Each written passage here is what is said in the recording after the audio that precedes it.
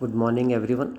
Myself, Dr. Suresh Kumar Goyal, Associate Professor, Department of ABST, Government College, Ajmer.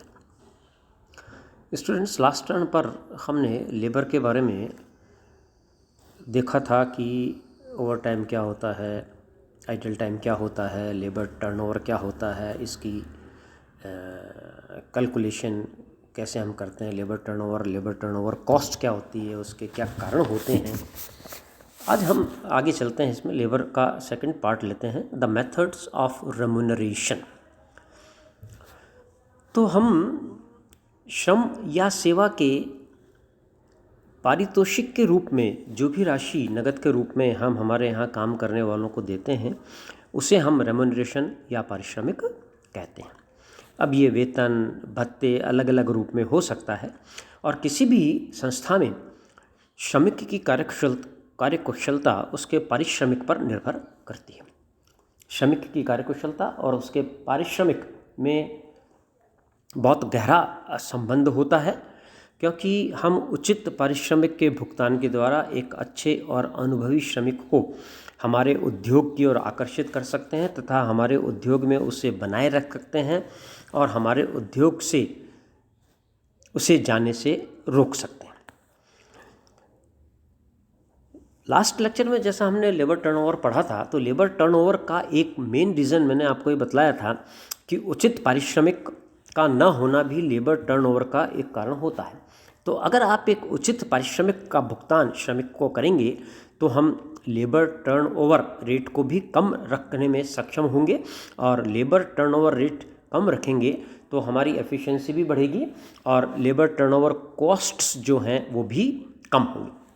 और दूसरी तरफ एक appropriate और उचित पारिश्रमिक का भुगतान करने से जो श्रमिक हैं संस्था में मन लगा के काम करते हैं, संतुष्ट रहते हैं, हड़तालें कम होती है, सामग्री मशीनों का सर्वोत्तम वो उपयोग करते हैं और अपने परिवार की अच्छी तरीके से देखभाल कर सकते हैं। तो इसलिए एक उचित पारिश्रमिक विधि का होना ज़रूरी है। अब जो पारिश्रमिक का हम भुगतान करते हैं उन भुगतान को हम दो भागों में बांट सकते हैं। उनके मेथड्स को, पारिश्रमिक की विधियों को हम मोटा मोट दो भागों में बांट सकते हैं, time rate wages and piece rate wages, या समयानुसार मजदूरी और कार्यदर मजदूरी। समयानुसार मजदूरी जिसका अर्थ है कि हम यहाँ पर श्रमिक को उसकी जो मजदूरी का भुगतान करते हैं वो समय के आधार पर करते हैं। उत्पादन पर वहाँ हम ध्यान नहीं रखते, कितने समय उसकी संस्था में उपस्थिति रही उसके आधार पर हम उसको भुगतान कर देते हैं। ये उपस्थिति आप घंटों में ले सकते हैं, दिन में ले सकते हैं, सप्ताह में ले सकते हैं। प्रति घंटा अगर दर है मान लीजिए 10 रुपये प्रति घंटा, और एक दिन में अगर श्रमिक ने 7 घंटे काम किया तो आप उसको 70 रुपये की मजदूरी दे देंगे। ठीक है, 10 घंटे काम किया तो आप उसको 100 रुपये की मजदूरी दे देंगे। तो बहुत सीधा सा तरीका है, जितना समय उसने संस्था को दिया इनटू रेट, दोनों की इकाई एक होनी चाहिए, यूनिट ऑफ टाइम एक होना चाहिए। ठीक है, अगर आप दिन के हिसाब से मजदूरी दे रहे हैं कि हम 250 रुपये पर डे मजदूरी दे रहे हैं, तो कोई श्रमिक अगर एक महीने में 20 दिन आया है तो आप 250 इंटू 20 उसको 5000 रुपये का भुगतान कर देंगे। ठीक है, अब यहाँ ये जो विधि है, ये विधि कैलकुलेशन में तो सरल है, इससे हम कहाँ काम में लेना चाहिए हमें, जहाँ हमें अच्छी क्वालिटी के उत्पादन की आवश्यकता होती है और समय पर हमें ध्यान नहीं देना है कि उसने कितना समय लगाया, या ऐसी सेवाएं हैं जिनका आप मूल्यांकन नहीं कर सकते हैं उत्पादन के आधार पर, या जहाँ जो आपकी उत्पादन प्रक्रिया है वो श्रमिक के हाथ में उसकी गति नहीं होती बल्कि कन्वेयर बेल्ट्स के आधार पर उसकी गति निर्धारित होती है, या जहाँ पर नए श्रमिक नियुक्त किए जा रहे हैं, या जहाँ इंस्ट्रक्शन आपका जो है उचित हो। इन सब जगह पर हम जो है समय अनुसार मजदूरी का भुगतान कर सकते हैं। समय अनुसार मजदूरी की गणना करने का जो सिंपल फार्मूला है वो सिंपल फार्मूला है आर वर्कड इंटू रेट पर आर, या number of days into rate per day. इस आधार पर हम उसकी कैलकुलेशन कर लेते हैं। अब इसमें क्या होता है कि इसका लाभ ये है कि आप अच्छी किस्म का उत्पादन करते हैं और श्रमिक एक निश्चिंतता से काम करता है कि उसको एक निश्चित अमाउंट का भुगतान तो होगा ही होगा। लेकिन इसमें दोष ये है कि श्रमिक को कोई प्रेरणा नहीं मिलती, तो वो आराम से धीरे धीरे काम करता है कि एक व्यक्ति कोई 100 यूनिट बनाएगा तो भी उसको उतना ही पारिश्रमिक मिलेगा, एक 80 यूनिट बनाएगा तो भी उसको उतना ही पारिश्रमिक मिलेगा। तो उसको क्या प्रेरणा का अभाव रहता है, तो इस स्थिति में वो धीमी गति से काम करता है। और दूसरा, आइडल टाइम अधिक होने की संभावना रहती है, क्योंकि जब उसका उत्पादन पर कोई पारिश्रमिक से लिंक नहीं है तो वो उसकी ओर इतना ध्यान जो है नहीं दे पाता।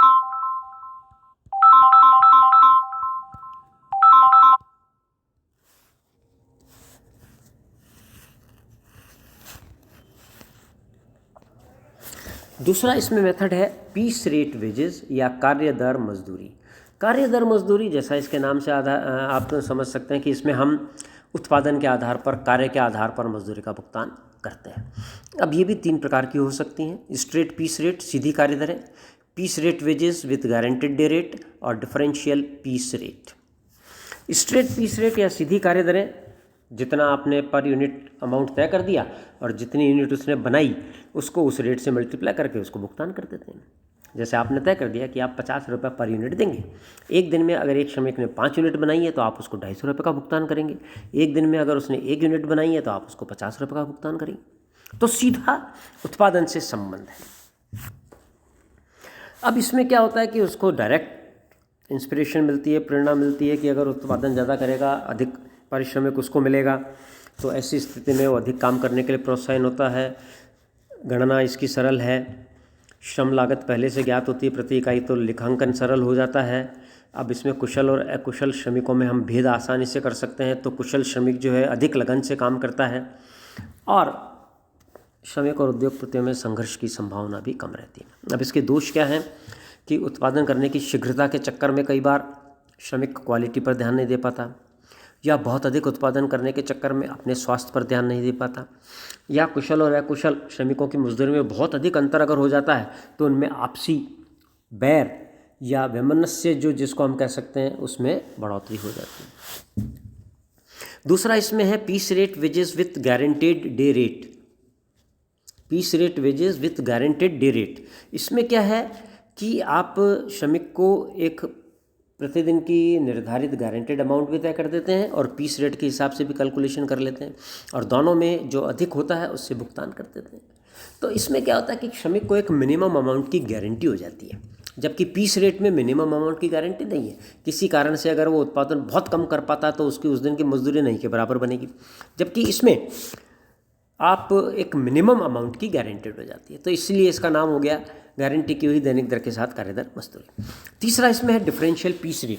इसमें क्या होता है कि श्रमिकों को प्रोत्साहन देने के लिए हम एक से अधिक दरें निर्धारित कर देते हैं और श्रमिक के लिए एक स्टैंडर्ड प्रोडक्शन या प्रमाप उत्पादन तय कर देते हैं, और जो श्रमिक प्रमाप उत्पादन से कम उत्पादन करता है उसको हम घटी हुई दरों पर भुगतान करते हैं, या जो प्रमाप उत्पादन से ज़्यादा उत्पादन करता है उसको थोड़ी बढ़ी हुई दरों पर भुगतान करते हैं। तो इसमें 3 मेथड प्रमुख हैं, एक Taylor differential piece rate method, एक Merrick differential piece rate method, और तीसरा है गैंट टास्क सिस्टम। जो टेलर सिस्टम है, इस टेलर सिस्टम का जन्मदाता FW टेलर था।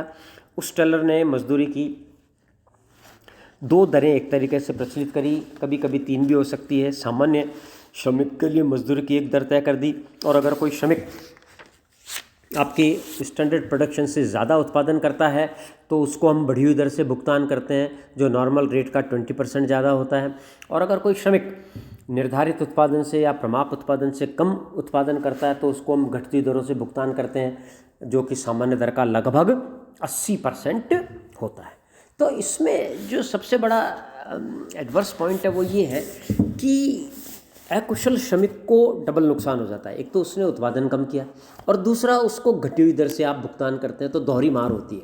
ऐसे ही जो कुशल श्रमिक है उसको दोहरा लाभ हो जाता है, एक तो बढ़ी हुई दर से भुगतान होता है और दूसरा ज़्यादा यूनिट्स का उसने प्रोडक्शन किया है तो ज़्यादा उसको जो है भुगतान कर दिया जाता है। तो यहाँ पर सबसे पहले हमको एक एफिशिएंसी रेशो उनका कैलकुलेट कर लेना पड़ता है। अब जैसे मान लीजिए कि प्रमाप उत्पादन जो है आपने तय कर दिया कि 1 घंटे में 10 यूनिट बननी चाहिए और नॉर्मल वेजेस रेट 10 रुपये पर यूनिट है। अब अगर कोई प्रमाप से कम उत्पादन करेगा तो हम उसको 80% यानी 8 रुपये पर यूनिट देंगे, और प्रमाप से ज़्यादा उत्पादन करेगा तो उसको हम 120% यानी कि 12 रुपये पर यूनिट का भुगतान करेंगे। अब अगर मान लीजिए कि 8 घंटे का एक वर्किंग डे है और उसमें एक व्यक्ति ने 75 यूनिट बनाई, जबकि 8 घंटे में कितनी बन जानी चाहिए, 10 यूनिट पर घंटे के हिसाब से 80, ठीक है ना। तो इसका मतलब ये हुआ कि वो अकुशल श्रमिक हो गया। अकुशल श्रमिक हो गया तो उसको घटती दर से भुगतान करेंगे। तो जो नॉर्मल रेट 10 रुपये है उसकी जगह हम उसको 8 रुपये से भुगतान करेंगे। 75 इंटू 8 600 रुपये, ठीक है। और दूसरी बात, दूसरा श्रमिक जो है उसने 80 की जगह मान लीजिए 100 यूनिट बना दी, तो उसको हम बढ़ी हुई दर से भुगतान करेंगे 10 की जगह 12 रुपये से। तो 12 रुपये इंटू 100 1200 रुपये। अब एक श्रमिक को 600 रुपये मिले, दूसरे को 1200 यानी डबल, जबकि उत्पादन में कितना अंतर है, एक श्रमिक ने 75 यूनिट बनाई है, दूसरे ने 100 बनाई है। इसका मतलब प्रोडक्शन तो 1/3 ज़्यादा किया है और टोटल अर्निंग उसकी डबल हो गई।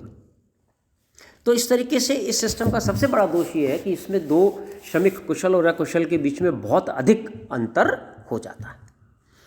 दूसरे मेथड है मेरिक डिफरेंशियल पीस रेट सिस्टम।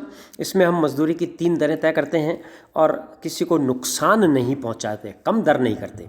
हम प्रमाप उत्पादन के आधार पर उसका एक्चुअल प्रमाप स्तर ज्ञात कर लेते हैं, और जिसने अपने प्रमाप उत्पादन के 83% तक उत्पादन कर दिया तो उसको हम सामान्य मजदूरी दर से भुगतान करते हैं। जिसने 83 से 100% तक उत्पादन कर लिया उसको हम सामान्य मजदूरी दर का 110% देते हैं, और जिसने 100% से ऊपर किया है उसको हम सामान्य मजदूरी दर का 120% देते हैं। तो ये जो एफिशिएंसी लेवल है ये हम कैसे कैलकुलेट करेंगे, actual production upon standard production into 100। अब जैसे पहले वाले एग्जांपल में हम देखें कि ए को 80 यूनिट बनानी थी लेकिन उसने 75 बनाई, तो इसका एफिशिएंसी परसेंटेज क्या हो गया, 75 अपॉन 80 इंटू 100 यानी 93%। और बी ने 100 यूनिट बना ली जबकि बनानी थी 80, तो 100/80 इंटू 100, तो उसका एफिशिएंसी लेवल हो गया 125%, ठीक है ना। तो इसका मतलब प्रमाप उत्पादन के 83% से ज़्यादा उसने बना ली तो उसको हम सामान्य मजदूरी दर का 10% देंगे। तो 75 यूनिट पर 10 रुपये के हिसाब से 750 रुपये, और 10% ज़्यादा यानी 825 रुपये। और बी को 120% मिलेगा तो उसको 1200 रुपये मिलेंगे। तो यहाँ देखो अंतर कम हो गया, पहले 600 और 1200 था, यहाँ 825 और 1200 हो गया, तो बहुत ज़्यादा अंतर नहीं रहा। उसने 1/3 प्रोडक्शन भी ज़्यादा की है और उसको उत्पादन जो है उसको मजदूरी भी जो है लगभग 50% ज़्यादा मिली। तो यहाँ अंतर कंपैरेटिवली कम है। तो ये टेलर विधि से ज़्यादा उचित विधि। तीसरा मेथड होता है Gantt task system. Gantt task system में हम क्या करते हैं कि 2 तरीके की रेट्स यहाँ पर लागू रखते हैं, समयानुसार भी और कार्यानुसार भी। जैसे जो प्रमाप से नीचे उत्पादन करता है उसको हम समयानुसार मजदूरी देते हैं गारंटी की हुई, और जो प्रमाप के बराबर उत्पादन करता है उसको हम सामान्यानुसार मजदूरी देते हैं प्लस 20% बोनस देते हैं, और जो प्रमाप से अधिक उत्पादन करता है उसको हम कार्य दर के अनुसार मजदूरी का भुगतान करते हैं। तो पहले 2 सिस्टम में तो समयानुसार टाइम बेसिस पर मजदूरी हो गई। प्रमाप से नीचे उत्पादन करेगा तो उसको टाइम के अनुसार भुगतान कर दिया, प्रमाप के बराबर करेगा तो टाइम के अनुसार भुगतान प्लस 20%, और प्रमाप से अधिक कर रहा है तो उसको पीस रेट सिस्टम जो कि बढ़ी हुई होगी तो नेचुरली 20% से ज़्यादा रेट तो होगी, क्योंकि 20% तो हम सेकंड वाले लेवल में ही भुगतान कर रहे हैं। तो इस प्रकार से ये 3 जो मेथड्स हैं ये अंतर परिवर्तित दरें हो गई, टेलर, मेरिक और गैंट टास्क विधि। तो आज हम यहीं तक रखेंगे, नेक्स्ट में हम देखेंगे बोनस स्कीम्स। तब तक के लिए थैंक यू, गुड बाय।